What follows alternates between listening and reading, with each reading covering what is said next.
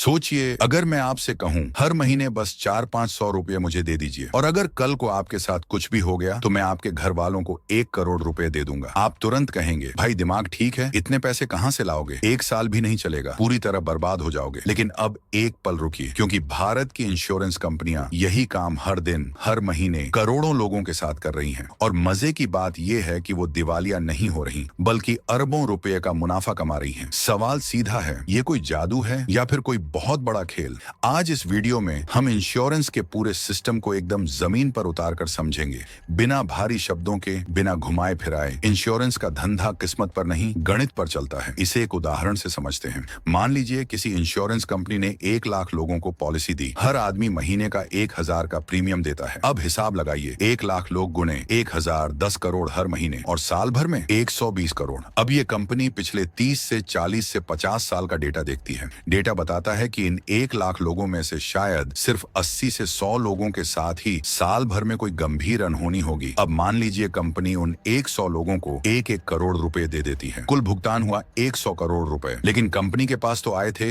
120 करोड़ रुपए। मतलब सीधा हिसाब 20 करोड़ रुपए बचे। कोई जादू नहीं, सिर्फ गणित। इसे ही कहते हैं लॉ ऑफ लार्ज नंबर्स। बहुत सारे लोग थोड़ा थोड़ा पैसा देते हैं ताकि कुछ गिने चुने लोगों को बहुत सारा पैसा मिल सके। अब आप सोच रहे होंगे, ठीक है, गणित समझ में आ गया, लेकिन मेरा दिया हुआ पैसा कंपनी आखिर करती क्या है? तो जवाब है, वो पैसा तिजोरी में बंद नहीं रहता। आप जो प्रीमियम 20 से 25 से 30 साल तक भरते हैं, कंपनी उस पैसे को काम पर लगाती है। कहां? सरकारी बॉन्ड्स में, कॉर्पोरेट बॉन्ड्स में, स्टॉक मार्केट में, इंफ्रास्ट्रक्चर प्रोजेक्ट्स में और बड़े बड़े फाइनेंशियल एसेट्स में। मतलब आपका पैसा सोया नहीं रहता, दौड़ता रहता है। और जब तक आपके क्लेम का समय आता है, तब तक उस पैसे पर जो ब्याज बनता है वही कई बार पूरे क्लेम से भी ज्यादा हो जाता है। इसी को कहते हैं फ्लोट इनकम। सरल भाषा में कंपनी आपका पैसा इस्तेमाल करती है और उसी कमाई से आपको क्लेम देती है। अब जरा उस सबसे डरावने सवाल पर आते हैं जो हर किसी के दिमाग में आता है। मान लीजिए किसी एक साल में हालात पूरी तरह बिगड़ गए, कोई महामारी फैल गई, कोई बड़ी प्राकृतिक आपदा आ गई, या फिर ऐसा वक्त आ गया जब एक साथ बहुत सारे लोगों को क्लेम करना पड़ा। जहां आमतौर पर 100 लोग क्लेम करते हैं, वहां अचानक 1000 लोग लाइन में खड़े हो गए। तो क्या ऐसी हालत में इंश्योरेंस कंपनी एक झटके में बैठ जाएगी? यहीं पर इस पूरे सिस्टम की असली चालाकी सामने आती है। इसे कहते हैं री इंश्योरेंस। आसान शब्दों में समझिए, जिस कंपनी से आप इंश्योरेंस लेते हैं उसने खुद का भी इंश्योरेंस करवा रखा होता है। आप जो हर महीने 1000 रुपए प्रीमियम देते हैं, उसमें से मान लीजिए 40 या 50 रुपए किसी और बहुत बड़ी अंतरराष्ट्रीय कंपनी को चला जाता है जो सिर्फ रिस्क संभालने का काम करती है।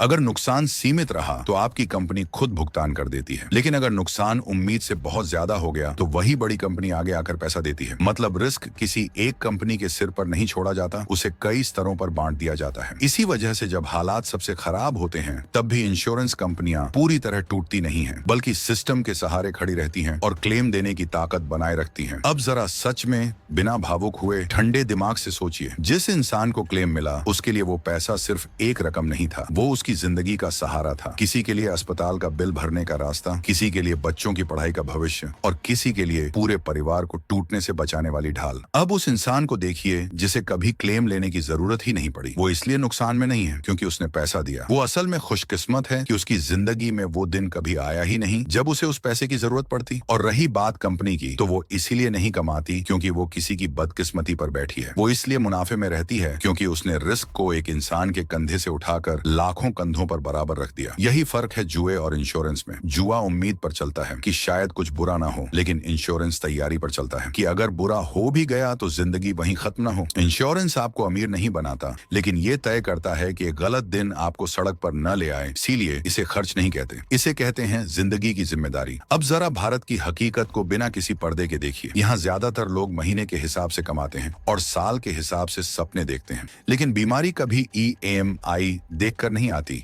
ना ही ये पूछती है कि आपकी सेविंग कितनी है। एक दिन आप ठीक होते हैं, अगले दिन डॉक्टर कुछ टेस्ट लिख देता है, फिर एक रिपोर्ट, फिर दूसरी, और देखते देखते अस्पताल का बिल आपकी सालों की कमाई से बड़ा हो जाता है। एक ICU का एक दिन, एक इंजेक्शन की कीमत, एक जरूरी सर्जरी, ये सब मिलकर सिर्फ शरीर नहीं तोड़ते, आत्मविश्वास भी तोड़ देते हैं। कई परिवारों में बीमारी सिर्फ बीमारी नहीं रहती, वो कर्ज की शुरुआत बन जाती है। घर गिरवी पड़ जाता है, सोना बिक जाता है और बच्चों की पढ़ाई बीच में रुक जाती है। इसीलिए इंश्योरेंस इंश्योरेंस को लग्जरी मत समझिए, ये अमीरों का खिलौना नहीं है। ये आप इसलिए पहनते हैं क्योंकि अगर कुछ गलत हो गया तो जिंदगी एक झटके में खत्म ना हो। इंश्योरेंस भी ठीक वही काम करता है। आप दुआ करते हैं कि कभी जरूरत ना पड़े, लेकिन जब जरूरत पड़ती है तो वही फैसला आपको टूटने से बचा लेता है। ये पैसे बचाने का तरीका नहीं, जिंदगी बचाने की तैयारी है। तो देर मत कीजिए, समझदारी से एक अच्छा टर्म इंश्योरेंस और एक सही हेल्थ इंश्योरेंस चुनिए, क्योंकि जिंदगी में सब कुछ कंट्रोल में नहीं होता, लेकिन तैयारी हमेशा कंट्रोल में हो सकती है। अगर इस वीडियो ने आपके दिमाग में एक नई समझ जगाई हो तो लाइक जरूर कीजिए, और ऐसे ही सरल भाषा में काम की बातें जानना चाहते हैं तो चैनल को सब्सक्राइब कर लीजिए। मिलते हैं अगली वीडियो में।